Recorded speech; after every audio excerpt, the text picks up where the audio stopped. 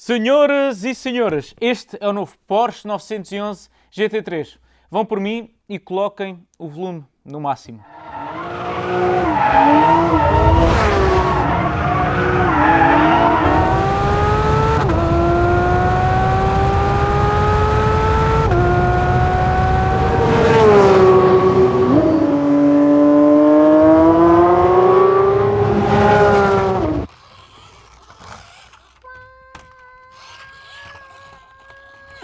Desculpem, vocês já estão aí desse lado. Mas a verdade é que a Porsche faz-nos isto, faz-nos voltar a sonhar. E numa altura em que já ninguém acreditava que era possível lançar um desportivo de alta performance com um motor atmosférico, os engenheiros da Porsche mostraram-nos que ainda há um caminho. E fizeram-no com grande pompa e circunstância. Motor atmosférico, 6 cilindros, caixa manual e tudo aquilo que nós esperamos de um carro verdadeiramente de altas prestações. Mais do que isso, este motor de 6 cilindros opostos continua a gritar para lá das 9.000 rotações por minuto. Mas este não é um modelo inconsequente de rateres e borracha queimada. É muito mais que isso. É um verdadeiro tratado de engenharia automóvel e neste vídeo vamos ficar a saber tudo sobre ele.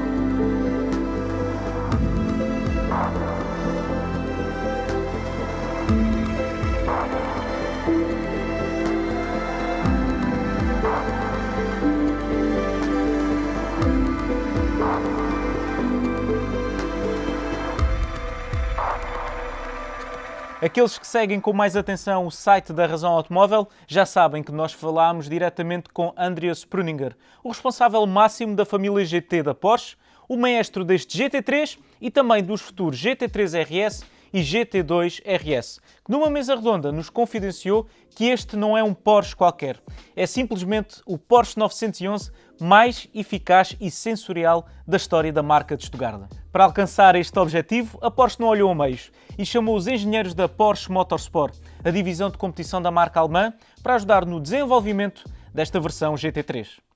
Segundo Andreas Preuninger, foram cumpridos mais de 500 mil quilómetros em Nürburgring e algumas estradas secretas para chegar ao produto final que agora nós podemos ver neste vídeo. Mas vamos começar por explicar o chassi, uma das partes mais importantes de qualquer desportivo, e este GT3 não é uma exceção.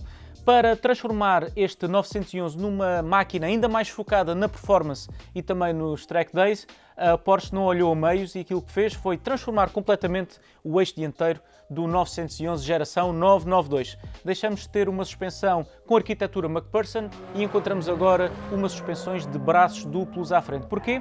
Porque os engenheiros da marca acreditam que na geração 991.2 chegaram ao patamar máximo desta tecnologia com o GT3. Resultado?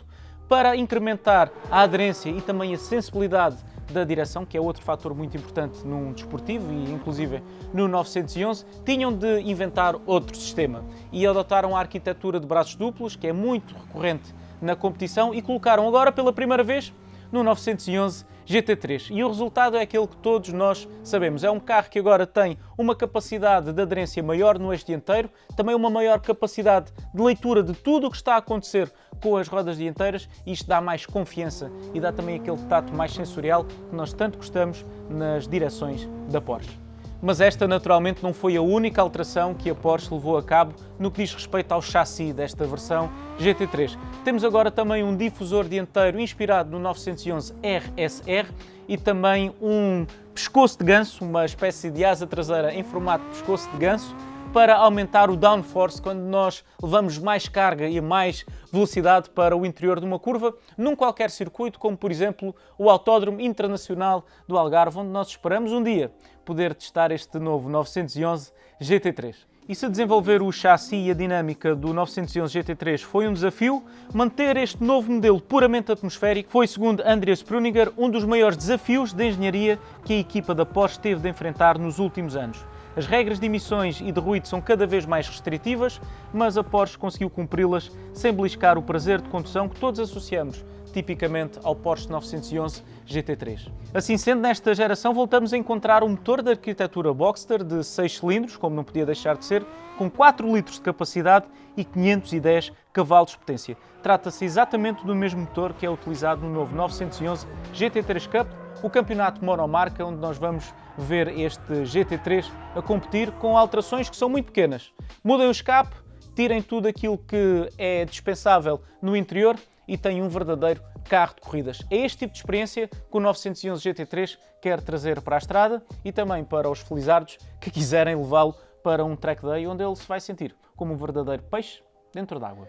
Em termos de prestações, o novo 911 GT3 atinge uma velocidade máxima de 320 km/h na versão manual e 318 km/h na versão com caixa PDK, o que o torna ainda mais rápido do que o 911 GT3 RS da geração anterior. Já a aceleração de 0 a 100 cumpre-se em apenas 3,4 segundos. É verdade, 3,4 segundos num carro que tem apenas tração traseira. É notável, não acham?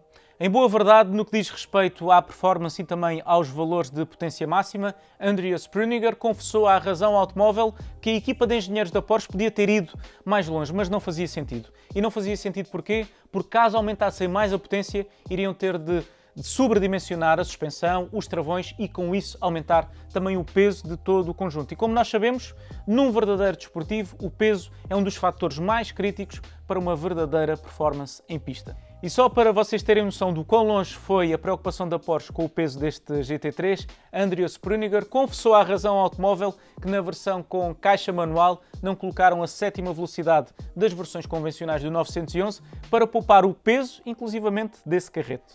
E de resto também quem é que ia querer uma relação overdrive num carro que é pensado para a pista e também para passar um bom momento numa estrada de montanha? Não fazia sentido, pois não? De facto, no Nürburgring Nordschleife, tradicionalmente a referência para todos os automóveis desportivos da Porsche, o GT3 conseguiu um registro simplesmente impressionante. Apenas 6 minutos, 59 segundos e 927 milésimas para completar uma volta ao Inferno Verde. Já no traçado mais curto, com pouco mais de 20 km, que serviu anteriormente de referência à anterior geração do GT3, este modelo conseguiu cumprir a volta em apenas 6 minutos, 55 segundos e 2 décimas. É simplesmente notável, não acham? E o mais notável de tudo isto é que a Porsche conseguiu alcançar estes tempos sem qualquer ajuda do motor elétrico na sua cadeia cinemática. E há pouco esqueci-me de referir também algo muito importante. Não é só na dianteira que temos agora suspensões de braços duplos e grandes novidades. Também no eixo traseiro, pela primeira vez, temos um GT3 com o eixo direcional. Ou seja,